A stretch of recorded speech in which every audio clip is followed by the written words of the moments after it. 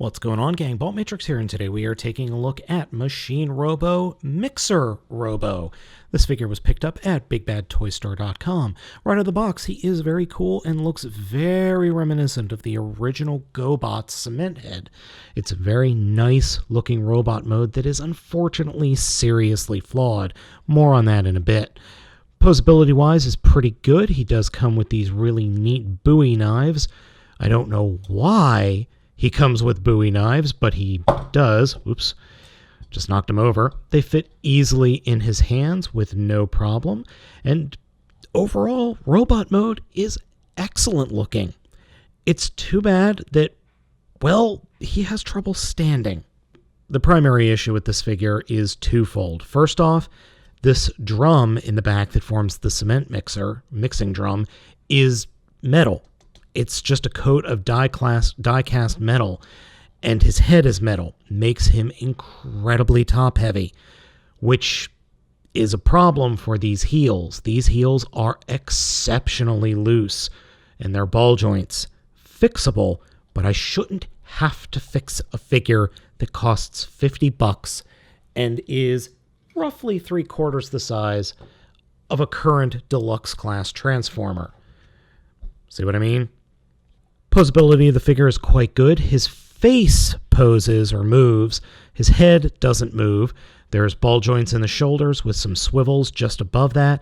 Ball joint in the elbow, ball joint in the hip, swivel at the thigh, bend at the knee, though it is obstructed a bit by the vehicle mode kibble, and very loose ball joints in the feet. As I said, a little bit of a problem with top heaviness. The overall aesthetic of the figure is quite good, and I do love the look of the figure. I just have a real problem with these loose feet. Mixer Robo's conversion into his cement mixer mode does remind me of Cheetor, oddly enough. You fiddle with his feet and then do a lot of stuff up here in the chest area. So we'll start with the feet. First, we're going to fold up the heels, grab the outside of the legs and flip them around to form the wheels, like that. Take the feet, spin them 180, connect the legs together along with the backs of the legs, and then flip out the backs of the legs like that to form the connector point where I guess you would have the cement come out. I guess that's where that point is. Next, coming up to the torso, flip the fists into the forearms, push the head away from the body, and then that will fold the entire back of the figure back and then allow the front of the figure to flip forward. Grab the head, pull it away from the mixer, spin it around, and then attach it to the mixer. And this whole section will fold back and lightly peg into that back part there. Next, we will take the fists and arms and point them forward, then come to the front of the vehicle, or I should say the front of the robot mode, whereas the tummy, and just get our nail in there and flip up this panel that will allow us to fold the part of the tummy down and then close it up to form the front of the vehicle mode. Then we come to the arms and fold the arms in and twist. And if you do it another way, those ball joints are going to pop off at the shoulders, and they are a utter nightmare to get back on. So I like to fold the entire shoulder in with the tire pointing to the front of the vehicle mode and then rotate it that way. And then take the fists and rotate them to the outside, fold the entire section of the vehicle mode down, and then flip the fists or the forearms up, and they will peg not only into the back of the cement mixer cab, but into the silver part just at the base of the drum. The vehicle mode is small but very cool and is definitely a cement mixer. Now, there are different cement mixers out there. This is a rear depositing cement mixer as opposed to a front depositing cement mixer, which has the drum be much longer and go over the cab. It's actually a good example of it would be Transformer Generations Mixmaster from the Combiner Wars series. This works well. This works very well. Only real complaint is when the drum turns, you can see the robot head in this mode. The drum doesn't really lock into place. It does turn, and you can't just turn the bottom part of the drum. I would have loved to have seen them cover that up, but oh well.